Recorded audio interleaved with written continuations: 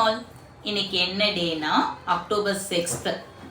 Most common childhood டிசபிலிட்டிஸோட awareness day தான் இன்னைக்கு.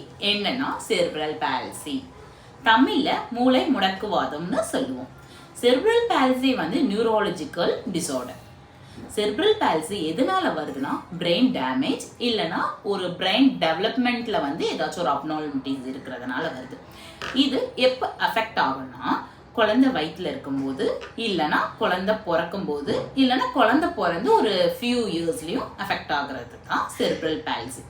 ஓகே, குழந்தை வயிற்றுல இருக்கும்போது எப்படி எஃபெக்ட் ஆகும்னா வைரல் இன்ஃபெக்ஷன்ஸ் ஏதாச்சும் வந்து அஃபெக்ட் ஆயிருந்திருக்கலாம்.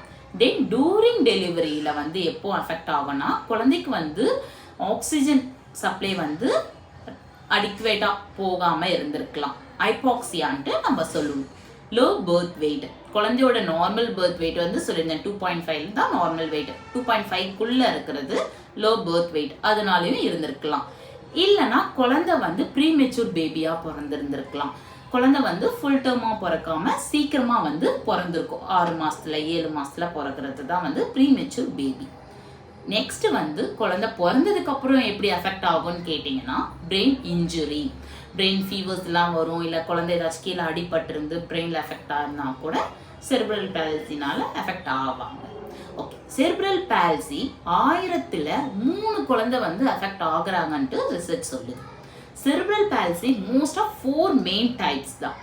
என்னெல்லாம் பார்த்தீங்கன்னா ஸ்பாஸ்டிக் சிபி. ஸ்பாஸ்டிக் சிபி தான் 80% ஆஃப் சிபி கிட்ஸ் வந்து அஃபெக்ட் ஆகுறது ஸ்பாஸ்டிக் சிபி.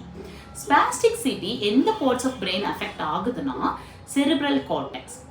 அதில் அஃபெக்ட் ஆகும்போது குழந்தைக்கு என்ன ஆகும்னா மசில்ஸ் வந்து ஸ்டிஃப்னஸாக இருக்கும், டைட்னஸாக இருக்கும். தென் அத்திடாய்ட் சிபி. அத்திடாய்ட் சிபி வந்து எந்த பார்ட்ஸ் ஆஃப் பிரெயின் அஃபெக்ட் ஆகும்னா பேசல் கேங்லியா.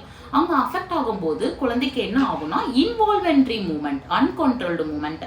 அந்த குழந்தை வந்து அவங்களால கண்ட்ரோல் பண்ணவே முடியாத வரைக்கும் ஜெர்க்கி மூமெண்ட், கை கால்லாம் வந்து ஜெர்க் ஆகும். தென் அட்டாக்சிக் சிபி. அட்டாக்சிக் சிபி எந்த பார்ட்ஸ் ஆஃப் பிரெயின் அஃபெக்ட் ஆகும்னா செரிபெல்லம். செரிபெல்லமோட ஒரு மெயின் ஃபங்க்ஷன்ஸ் வந்து என்னன்னா பேலன்ஸ் அண்ட் கோஆர்டினேஷன்ஸ். அப்போ அங்கே அஃபெக்ட் ஆகும்போது என்ன ஆகும்னா அந்த குழந்தைக்கு பேலன்ஸ் அண்ட் கோஆர்டினேஷன்ஸ்ல வந்து அஃபெக்ட் ஆவாங்க. தென் மிக்ஸ்டு சிபி. இதில் இப்போ நான் சொல்லியிருந்தலையே வந்து அதுலேருந்து 1 or 2 வந்து மோர் டைப்ஸில் இருக்கும்போது மிக்ஸ்டு சிபியாக வரும். இப்போ டோபோகிராஃபிக் ஒரு எந்த ஏரியாலாம் அஃபெக்ட் ஆகுதுன்ட்டு இதுக்கு என்னன்றதை நான் சொல்கிறேன். ஹெமிப்ளீஜியா. ஹெமிப்ளீஜியானா என்னன்னா கை கால் லெஃப்ட் சைடு மட்டும் அஃபெக்ட் ஆகும், இல்லைன்னா ரைட் சைடு அஃபெக்ட் ஆகும். அதுதான் வந்து ஹெமிப்ளீஜியா. தென் குவாட்ரிப்ளீஜியா. குவாட்ரிப்ளீஜியானா என்னன்னா 4 லிம்ஸுமே அஃபெக்ட் ஆகும். 2 கை 2 காலுமே அஃபெக்ட் ஆகுறதா வந்து குவாட்ரிப்ளீஜியா. தென் டைப்ளீஜியா. டைப்ளீஜியானா 2 மோஸ்ட் ஆஃப் சிபி வந்த கேசஸ் வந்து லோயர் லிம்ஸ் தான் வந்து அஃபெக்ட் ஆகுது. ரேரா தான் வந்து அப்பர் லிம்ஸ் அஃபெக்ட் ஆகுறது. மோனோப்ளீஜியானா 1 மட்டும் அஃபெக்ட் ஆகும். ஈவன் கை இல்லைன்னா கால் ஏதாச்சும் ஒரு லிம்ஸ் மட்டும் அஃபெக்ட் ஆகும். இதுதான் வந்து அந்தந்த பார்ட்ஸ் ஆஃப் ஏரியா வந்து அஃபெக்ட் பண்ற நேம். இதுதான் பேஸ் பண்ணி தான் வந்து அவங்களுக்கு வந்து சர்ஜரியோ தெரப்பியோ வந்து எந்த பார்ட்ஸ் ஆஃப் பாடி வந்து அஃபெக்ட் ஆகுது, எந்த பிரெயின்ல வந்து அஃபெக்ட் ஆகுதுன்றத பேஸ் பண்ணி தான் குழந்தைங்களுக்கு வந்து தெரப்பி சர்ஜரியுமே வந்து பிளான் பண்ணுவோம்.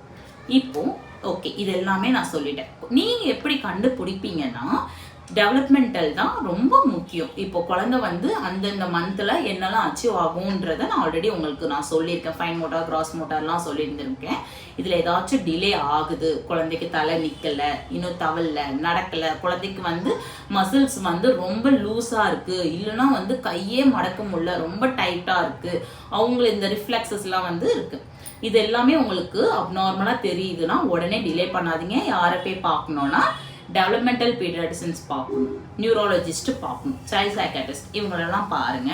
பார்த்துட்டு அவங்க என்ன ரெக்கமெண்ட் பண்ணுவாங்கன்னா தெரப்பி சொல்லுவாங்க. எந்த தெரப்பி ரெக்கமெண்ட் பண்ணுவாங்கன்னா physiotherapy, occupational therapy, speech therapy, இவங்கள தான் நீங்கள் போயிட்டு ஃபர்தராக வந்து ஃபாலோ பண்ணுற மாதிரி இருக்கும். இன்னைக்கு எதுக்காக நான் உங்களுக்கு இதை சொல்றேன்னா நம்ம வந்து ரொம்ப கேர்ஃபுல்லாக இருக்கணும். குழந்தைய வந்து இப்போ ஒரு குழந்தை பிறந்ததோ ஹை ஃபீவர் வருதுன்னா வீட்லேயே வந்து நீங்கள் வந்து மெடிசின்ஸ் பேரஸ்டமால்லாம் கொடுக்காம உடனே நீங்கள் வந்து டாக்டர் கிட்ட கூட்டிட்டு போயிட்டு ப்ரிவென்ட் பண்ணுங்க. இல்லைன்னா என்ன ஆகும்னா சீசஸ் வந்தால் கூட சிபி வரத்துக்கு சான்சஸ் இருக்கு. ஹை ஃபீவர் வந்து ஃபிக்ஸ் வரும். சரியா? அதனால அப்புறம் வயிற்றுல இருக்கும்போது குழந்தைக்கு வந்து மதருக்கு வந்து ஏதாச்சும் ஒரு ஃபீவரோ இல்லைன்னா ஒரு இன்ஃபெக்ஷன்ஸ் ஏதாச்சும் இருந்துச்சுன்னா நீங்கள் வீட்டில் பெரியவங்க சொல்கிறதே பண்ணாதீங்க. உடனே டாக்டர் கிட்ட போங்க. அதுக்கு என்ன நம்ம பண்ணணுமோ அதை பண்ணுறது நல்லது. ஏன்னா இப்போ மோஸ்ட்டாக நான் சொல்லியிருந்தேன், 1000ல் 3 குழந்தைங்க வந்து சிபினால அஃபெக்ட் ஆகுறாங்க. நம்ம கன்சீவாக இருக்கும்போது குழந்தை பிறந்திருக்கும் போதுமே வந்து மதர் வந்து ரொம்ப கேர்ஃபுல்லாக இருங்க. நம்ம சிபியை வந்து கண்ட்ரோல் பண்ணணும். Okay, thank you.